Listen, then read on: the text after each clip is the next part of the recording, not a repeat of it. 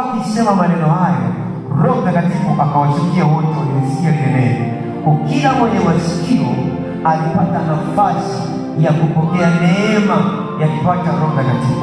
Alafu baadaye Biblia inasema mstari wa 46, kwa maana waliosikia wakinena kwa lugha, maana yake walipojazwa nguvu za Roho Mtakatifu, wale watu wakaanza kunena kwa lugha. Roho Mtakatifu ni nani anayezungumzwa hapa? Roho Mtakatifu ni mtendaji wa nguvu za Mungu ndani ya mwanadamu. Roho Mtakatifu ni mtendaji wa nguvu za Mungu ndani ya mwanadamu. Roho Mtakatifu ni undani wa Mungu, yaani ni roho ya Mungu mwenyewe. Kwa unaposema Roho Mtakatifu, maana unazungumzia undani wa Mungu, yaani roho ya Mungu mwenyewe. Kama vile mwanadamu alivyo na roho, kama vile kila chochote kinachoishi kilivyo na roho, ndivyo ilivyo na Roho Mtakatifu, naye ni undani ama ni roho ya Mungu mwenyewe. Ndio maana tunasema wakati mwingine Roho wa Bwana, Roho wa Bwana. Kwa Roho Mtakatifu ni huyo roho ambaye anatoka ndani ya Mungu mwenyewe. Sasa kitabu cha Wakorintho wa kwanza sura ya pili, kitabu cha Wakorintho wa kwanza sura ya pili kuanzia ule mstari wa 2. Wakorintho wa kwanza sura ya pili kuanzia mstari wa 10 hadi 12, utakayepata kusomea. Roho Mtakatifu ni undani wa Mungu mwenyewe, ni Mungu katika roho. Sasa huyo ndiye ambaye siku ya Pentekoste alimwagwa ili aanze kutembea na sisi. Alimwaga ili aanze, ukilala alale na wewe, ukitembea atembee na wewe, ukiimba aimbe na wewe, popote unapokwenda akawa ameletwa kwetu. Sasa tayari kwa ajili ya sisi kutembea pamoja na yeye. Mmoja nisomee Wakorintho wa kwanza sura ya 2 mstari wa 10 mpaka 12 hapa. Amen. Ndio haya ulimwengu wa roho huwezi kuvipangua bila kuwa na nguvu na neema ya kuwa na Roho Mtakatifu ndani yako.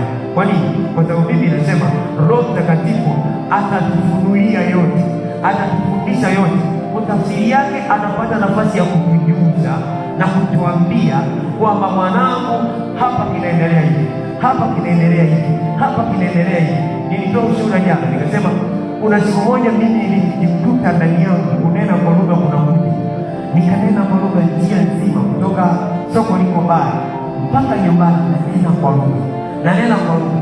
Sijui kwa nini nanena kwa lugha, lakini nilipofika nyumbani bado nikaendelea kuomba mpaka usiku. Nimelala, asubuhi nilipoamka nikapata simu kutoka kwa mama, ananiambia, mwanangu, Mungu ameniambia umenipendeza sana moyo wangu. Sasa tafsiri yake ni nini? Kadri unavyozidi kumsogeza Roho Mtakatifu ndani yako, ndivyo unavyozidi kupata nafasi ya kumpendeza Mungu sawasawa. Kwa nini?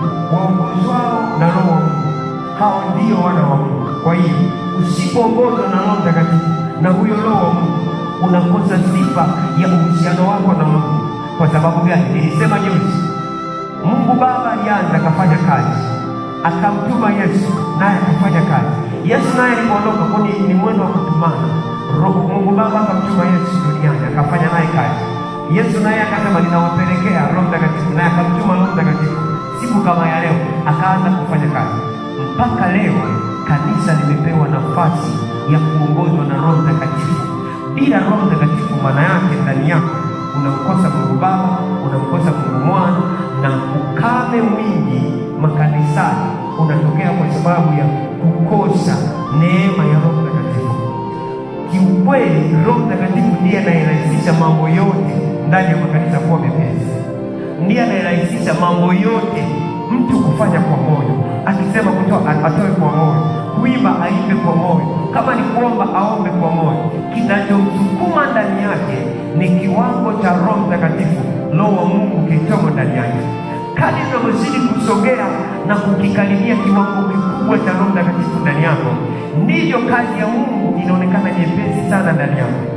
Uzito na ukame wa kutumika unasababishwa na kiwango kidogo ambacho shetani ameamua tu tubaki pale pale, kiwango cha Roho Mtakatifu kiwe hafifu, alafu tutumike kwa uhuru, tutumike tusijilaumu kwamba sasa mimi hapa si hivi.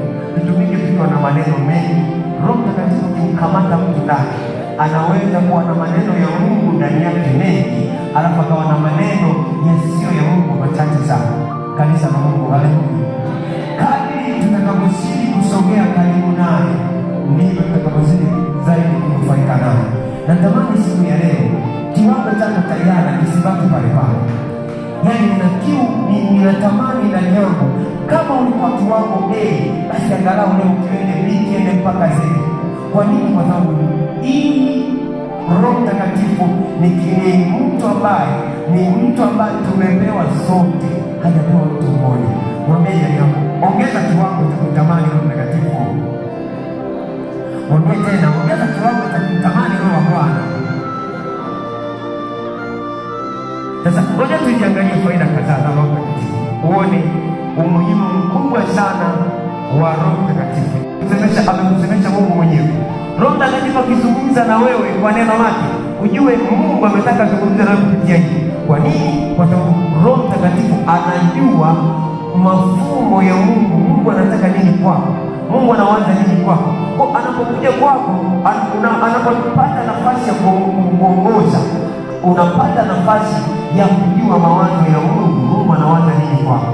Kwa ndio maana ninasema mara zote, Roho Mtakatifu ni hitaji kubwa sana la kila mtu kuwa naye, kwa sababu asipokuwa naye, maana yake hatapata nafasi ya kujua Mungu anawaza nini kwa ajili yake, Mungu anawaza nini kwa ajili ya maisha yake. So unapopata neema ya kuongezeka viwango vya kuongozwa na Roho Mtakatifu, ndipo unapopata nafasi sasa ya kuweza kujua Mungu anataka nini. Lakini Mungu ametufunulia sisi kwa Roho, maana Roho huchunguza yote, hata mafumbo ya Mungu. Hebu sema, Roho huchunguza yote. Urudie tena kwa nguvu, Roho huchunguza yote, hata mafumbo ya Mungu. Anaendelea kusema, maana ni nani katika binadamu ayajuaye mambo ya binadamu ila roho ya binadamu iliyo ndani yake? Leo tumekaa hapa, kila mmoja anachokiwaza dakika hii mimi sijui, lakini roho iliyo ndani yake inajua huyu anawaza hiki, huyu ana kiu hiki, huyu ana uhitaji huu. Kuna wakati mwingine kuna mambo mengi hatuyazungumzi kwa watu, yaani roho inakuwa inajua, inafikiria sana, lakini hayazungumzi kwa watu, ila roho yako yale unayowaza inafahamu. Ndivyo Biblia inavyosema kwamba maana ni nani katika binadamu ayajuaye mambo ya binadamu ila roho ya binadamu iliyo ndani yake. Anaendelea kusema vivyo hivyo na mambo ya Mungu hakuna fahamuye ila roho wa Mungu. Hebu mtazie makofi kwa Yesu, kwa makofi na shukrani kwa sababu amefanya kama hii zawadi ambayo ni roho wa Mungu na tumepewa sisi. Hebu tufikirie hilo, yaani roho wa Mungu ameshushwa kwetu kwamba na sisi maana yake tushirikiane na Mungu anachokiwaza Mungu. Roho Mtakatifu, roho wa Mungu atuambie kwamba Bwana Mungu ana mawazo haya na haya kwa ajili yako. Anapofikiria mazuri Mungu, Roho Mtakatifu anatujuza. Na ndio maana kwa sisi tuliookoka, hakuna kitu cha maana duniani kama kila wakati kuomba viwango vya Roho Mtakatifu kuongezeka ndani yako, kwa sababu kadri unavyozidi kuomba viwango vya Roho Mtakatifu kuongezeka ndani yako, maana yake unapata nafasi sasa ya kujua mambo mengi ambayo Mungu anayawaza kwa ajili yako. Kadri unavyozidi kujipeleka na kujipendekeza mbele ya Roho Mtakatifu kwamba Roho Mtakatifu, mimi peke yangu siwezi, Roho Mtakatifu, mimi ukiniacha sitafika, ndivyo unavyozidi kupata matokeo sawasawa na kile ambacho Biblia inaeleza hapa kwamba ila roho ya Mungu, vivyo hivyo na mambo ya Mungu hakuna ayafahamuye ila roho wa Mungu. Lakini